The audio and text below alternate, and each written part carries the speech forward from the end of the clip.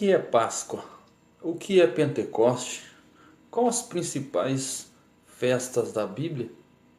O que tem a ver Páscoa e Santa Ceia? Será que são a mesma coisa? Acompanhe comigo. A paz do Senhor, meus irmãos.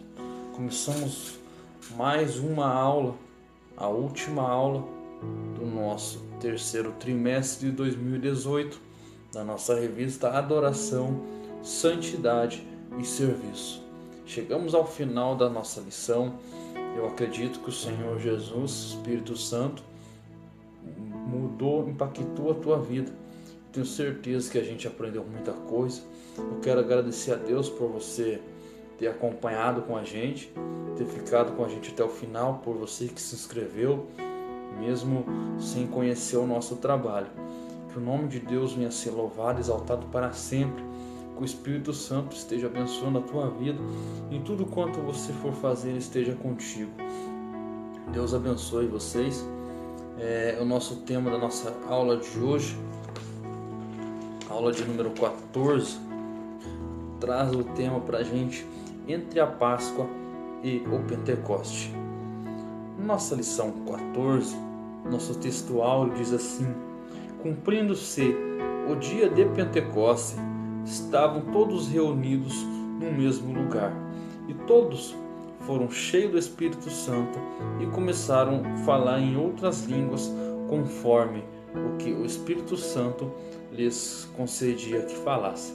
Se encontra em Atos dos Apóstolos, capítulo 2, do versículo 1 em diante. A verdade prática da nossa lição de número 14 diz assim: sem a Páscoa não há Pentecoste. Sem o Pentecoste, a Páscoa perde a sua eficácia. Somente a redenção em Jesus Cristo, que está junto ao Pai, traz o derramamento do Espírito Santo. O ponto central da nossa lição diz que somente a redenção em Jesus Cristo traz o derramamento do Espírito Santo.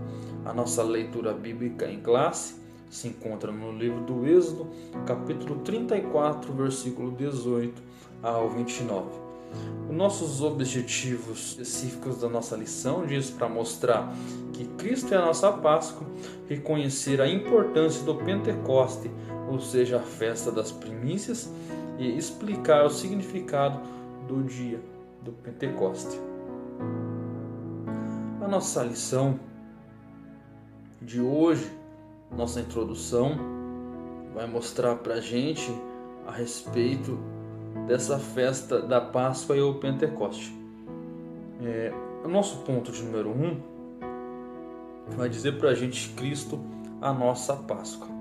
Tanto para os cristãos quanto os judeus, a Páscoa é considerada a primeira grande festa da Bíblia Sagrada. Se por um lado celebra a libertação nacional de Israel, por outro lado a redenção humana através de Jesus Cristo. Então a gente já sabe que a principal grande primeira festa da Bíblia é a Páscoa. Na nossa lição vai nos trazer duas principais, sendo a Páscoa e o Pentecoste. Na Bíblia a gente vai encontrar a Páscoa, as festas do Tabernáculo e a festa do Pentecoste que a gente está lendo.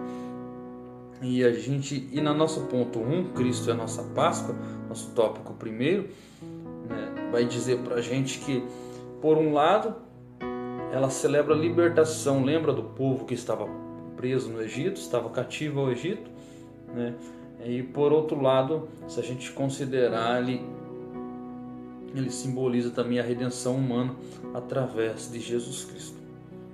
Nosso tópico primeiro vai nos dar a definição da Páscoa.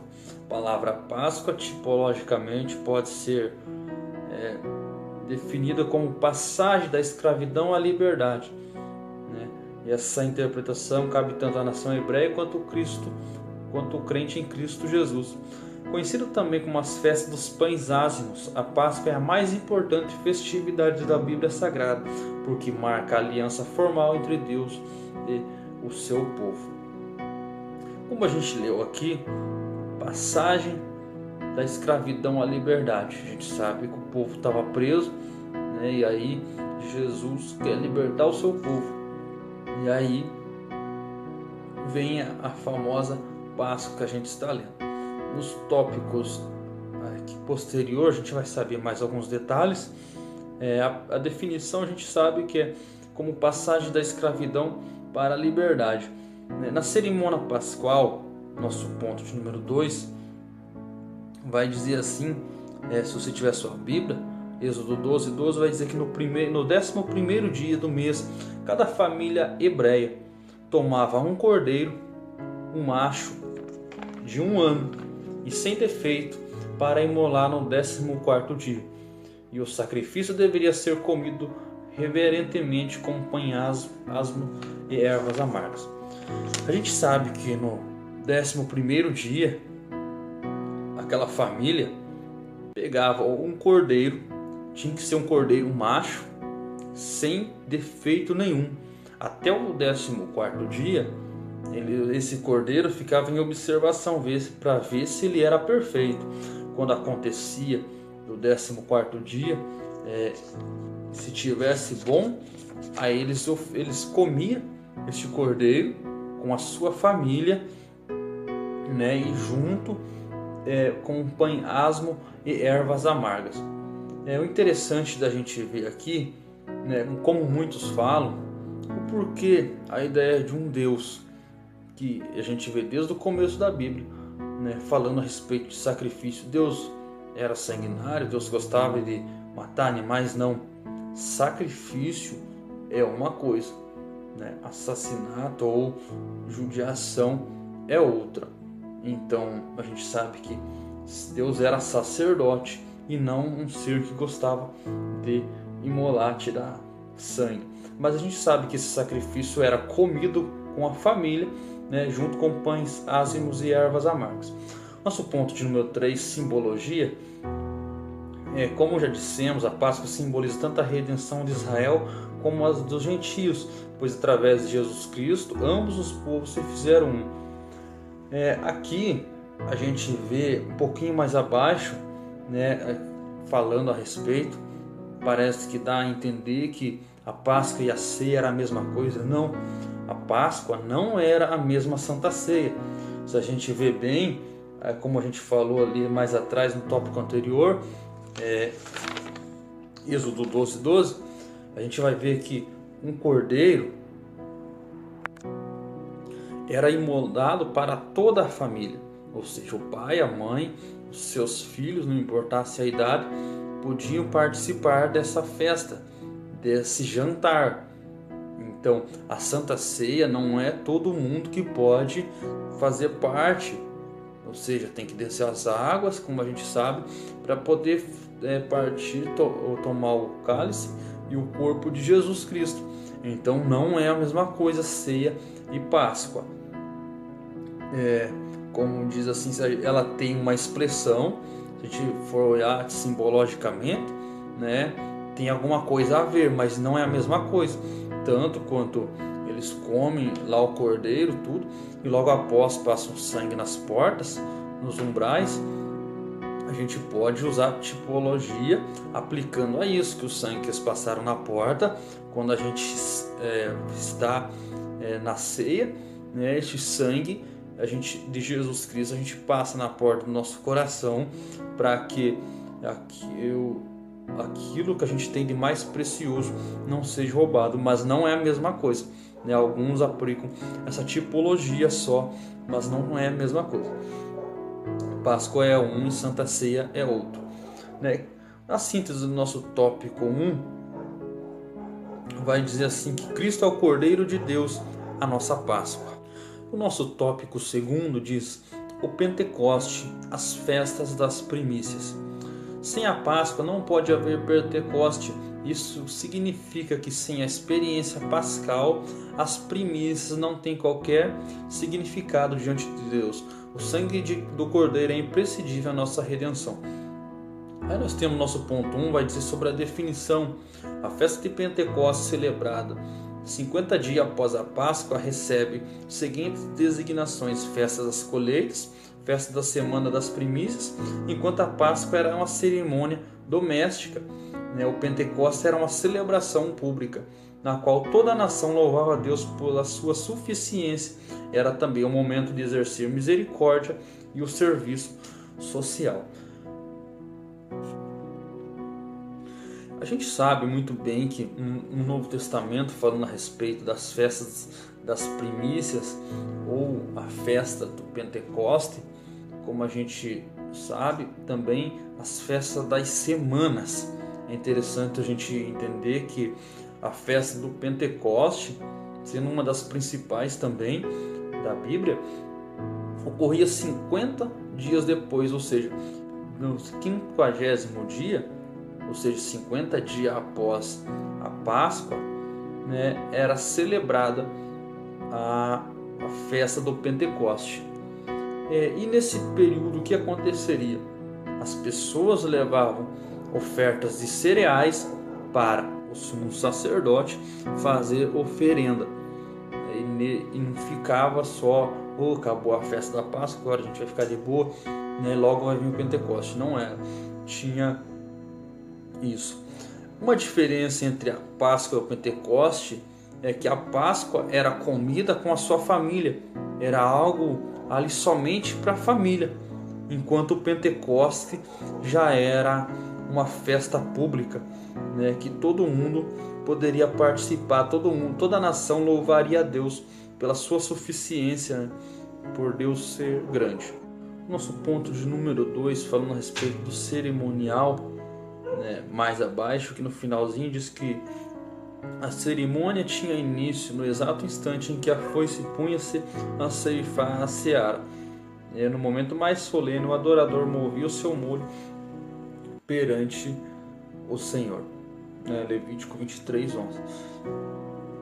Deus ordenou que fossem ofertadas as primícias, ou seja, os primeiros frutos das suas colheitas, porque deste modo testificasse que não era lícito desfrutar de nenhuma espécie antes de ser consagrada ao nosso Senhor. Nosso ponto de número 3, a simbologia, nosso comentarista deixou para a gente, para nós pentecostais, as primícias representam almas que através do Evangelho e das missões apresentamos ao Senhor Jesus Cristo.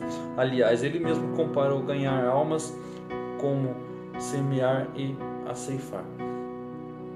Quando o povo no passado, né, eles plantavam suas árvores e davam seus frutos, os seus primeiros frutos eram celebrados ao Senhor, era levado a Deus, né, ao sacerdote, para dizer para Deus que eles estavam alegres, estavam devolvendo aquilo. Quando eu e você, a gente semeia algo, a gente planta no coração de alguém que tem que aceitar Jesus, para que um dia ele possa ir morar no céu, a gente planta uma semente, né? Aí o comentarista coloca para a gente que isso representa as almas, porque essa árvore, essa semente vai crescer e vai começar a dar frutos, né? Aí ele compara com as almas que através dos evangelismo e missões apresentamos ao Senhor Jesus. Nós hoje temos que fazer como eles, trazer as nossas primícias, as nossas gratidão a Deus. Essa festa do Pentecoste, é bom a gente lembrar também que o povo do passado, eles estavam alegres e eles vinham agradecer a Deus por causa da palavra, da Torá que eles receberam, né? E se juntavam, por isso, eles se juntavam tanto, todas as pessoas de várias nações, né? Como diz até Atos dos Apóstolos 2, né? Não que o cumprimento de Atos 2 era o Pentecoste, né? O Espírito Santo é o Pentecoste, né? Só uma simbologia. Eles subiam ao monte, né? Através do que Moisés subiu ao monte e Deus deu para ele, né? As Torás, né? Os livros, as palavras. Aí eles subiam e no dia da festa do Pentecoste, em gratidão a Deus, se juntavam ali várias pessoas de várias nações e começavam a agradecer a Deus pela sua palavra ter chegado a eles, ou seja, pela vontade de Deus através das leis, né? Eles agradeciam: ó Senhor, nós estamos alegres porque a tua palavra, a tua vontade chegou até nós. Então essa era a festa do Pentecoste. A síntese do tópico 2 vai dizer assim: sem Páscoa não poderia haver festa de Pentecoste, né? De uma certa forma, a Páscoa era o cordeiro que era comido com a família, ou seja, era a passagem da liberdade, da escravidão para a liberdade. Ou seja, de uma certa forma, Jesus Cristo foi o cordeiro, né, e foi passado, né, o homem que estava em pecado, estava caído, estava, né, sem posição nenhuma, ou seja, neste momento Jesus Cristo pega e consegue transformar, tirar o homem da escravidão e trazer liberdade também para ele. E sem Jesus Cristo não haveria festa de Pentecostes. Não pela festa, né, porque o Espírito Santo desceu sobre o povo no dia do Pentecostes. Sem Cristo não haveria, né, convencimento do Espírito Santo, né? Ou seja, sem a Páscoa não pode haver Pentecoste. Nosso tópico de número 3, o dia de Pentecostes. Nosso tópico de número 3 vai dizer o dia do Pentecoste. É bom a gente salientar também que às vezes a gente ouve, e por causa de ler muito rápido a Bíblia, né, no caso de Atos 2, cumprindo-se o dia de Pentecostes, estavam todos reunidos no mesmo lugar, né? A gente acaba pensando que o Espírito Santo era essa festa de Pentecoste. Pentecoste veio através do Espírito Santo. Não, era o dia do Pentecoste, da festa do Pentecoste falado anteriormente, né? Aí o Espírito Santo vem naquele dia que o povo estava todos reunidos, né, para que eles se juntavam em gratidão a Deus por Deus ter dado a lei, a palavra, né, a Torá para eles. Nesse mesmo dia que a gente vê lá cerca de 17 nações diferentes que estão ali, neste dia do Pentecostes, o Espírito Santo desceu, inaugurou a igreja, né, primitiva nossa aqui na terra, onde os apóstolos, onde acaba a era apostólica, inicia-se os pais da igreja, a igreja começa a crescer dali para a frente. Ou seja, no dia do Pentecostes o Espírito Santo desce, né? E alguém diz assim que no dia de Pentecostes se cumpre a profecia do profeta Joel do Espírito Santo. De uma certa forma não se cumpre, ela tem um certo começo ali. Por isso que nós hoje temos a chance de sentir a presença do Espírito Santo. Não porque se cumpriu, se cumprisse ali, pararia ali e nós não sentiríamos essa presença que a gente sente. Não, ela teve uma certa início de lá para cá que se achegou até nós, né? Outra coisa importante de Atos 2, que vai dizer assim: e veio do céu um som como de um vento. Alguém diz, e veio do céu um vento. Não, era como um vento, um som como de um vento, né, impetuoso, e foram línguas repartidas como que de fogo. Não línguas de fogo, línguas como que de fogo, né, que repousaram, que foi até o nosso texto áureo que a gente leu, conforme nos concedeu que falasse. Nosso ponto de número 1, do nosso tópico 3, vai dizer assim: Cristo, o Cordeiro Pascal, né? O Senhor foi crucificado, o Senhor Jesus crucificado durante a Páscoa, mas ao terceiro dia ele ressuscitou entre os mortos, recebendo toda a autoridade no céu e na terra. Mais abaixo vai dizer assim: já ressurreto, prestes a subir ao céu, Jesus prediz uma grande colheita que viria através da descida do Espírito Santo.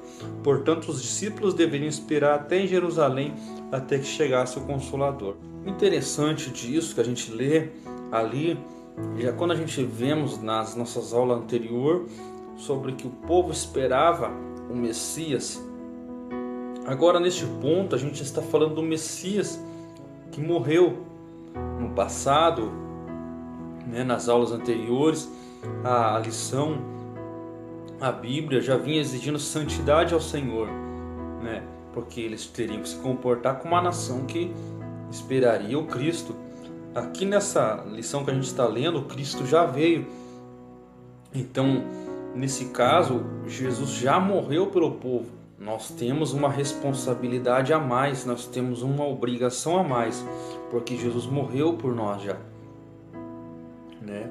E ainda ele faz a promessa de vir um Espírito Santo, né? Vocês não estão entendendo, o Espírito Santo é um Deus que desceu na terra, que está aqui conosco.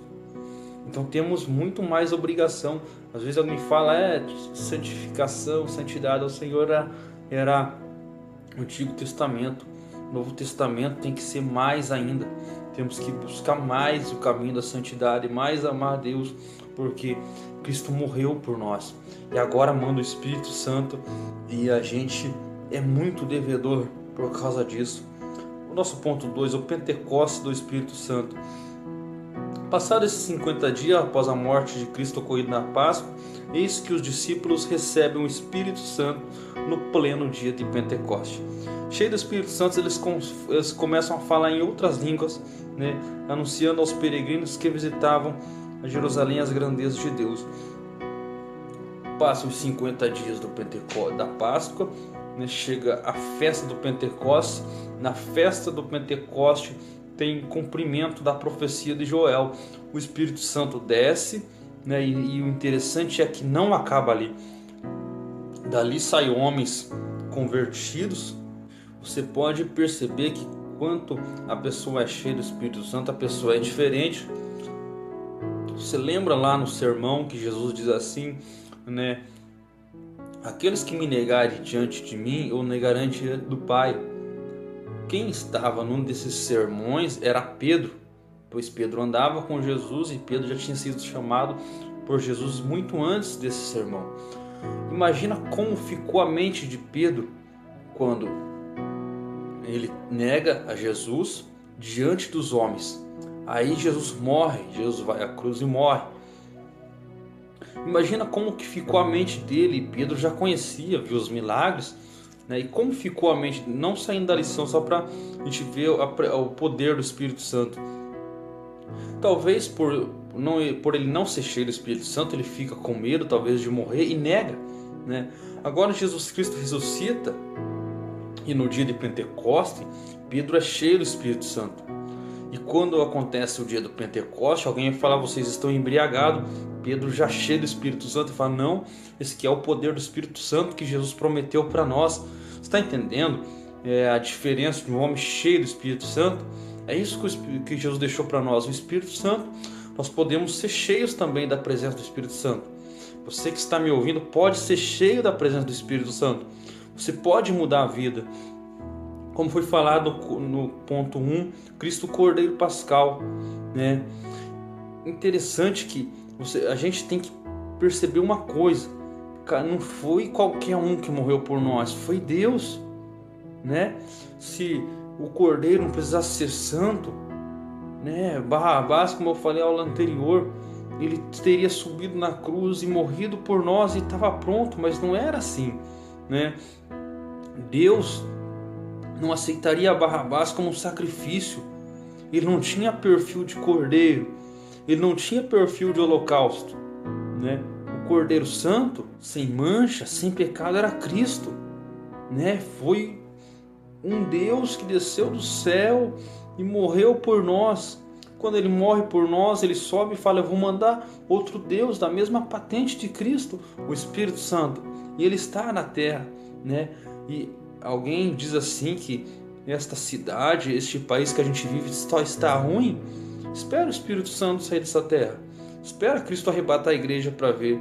Vamos aproveitar este Deus que está aqui conosco para nós garantirmos a nossa morada para com Ele. Nosso ponto 3, as primícias da igreja cristã. Neste momento levanta-se Pedro com os demais apóstolos e proclama o Evangelho de Cristo. E como resultado da sua mensagem, quase 3.000 pessoas se convertem. Tudo isso com o Espírito Santo. O Espírito Santo não parou lá no Pentecoste. Através dele, do Espírito Santo, Pedro começa a ganhar almas. Paulo começa a ganhar almas, né? Vários homens, os pais da igreja, começam a ganhar almas, fazer revolução, né? E o Espírito Santo consegue chegar até o Brasil. E o Espírito Santo consegue chegar até onde você está aí. Interessante, através da promessa de Jesus Cristo, né, o Espírito Santo desceu lá no Pentecoste, na festa do Pentecoste, né, e vem vindo até hoje, até onde você está aí ouvindo, né, o Espírito Santo. Hoje, através de você que está aí me ouvindo, através de você que está se preparando para Deus, né, como a festa da colheita, das primícias, através do teu esforço de plantar o reino de Deus na terra, né, através do Espírito Santo, né, vai iniciar uma colheita farta e próspera. A síntese do nosso tópico 3 vai dizer assim: durante o dia de Pentecoste, o Espírito Santo foi derramado sobre os judeus e os gentios. Você lembra lá, os judeus, descendentes de Abraão, Isaac e Jacó? Desde lá ao começo, a promessa era para os judeus, não para nós, estranhos gentios. A partir do momento que Cristo morre na cruz, né, ele morre por mim e por você. Agora a igreja de Cristo é composta por judeus convertidos e por gentios convertidos. Quero deixar minha conclusão para vocês. Se a gente analisar a palavra de Deus, de Gênesis 4, vai dizer assim que era um cordeiro para cada pessoa. Êxodo 12 vai dizer assim que seria um cordeiro para cada família. Quando Deus dá as leis a Moisés, seria um cordeiro para toda a nação, para todo o povo. Quando Cristo morre, ele é o cordeiro que tira todo o pecado do mundo, entendeu? Nós hoje no mundo somos muitos, somos uma grande família. O Cordeiro de Deus, o Cordeiro de Pedro, é grande para toda a família. Ele consegue suprir as nossas fraquezas e através do Espírito Santo, através da palavra de Jesus, ele consegue nos levar para o céu. Deus abençoe vocês e até a próxima. Que o Senhor Jesus abençoe onde vocês estiverem. E eu digo para vocês, não desanime, continue. Jesus é fiel e o Espírito Santo está conosco. Deus abençoe.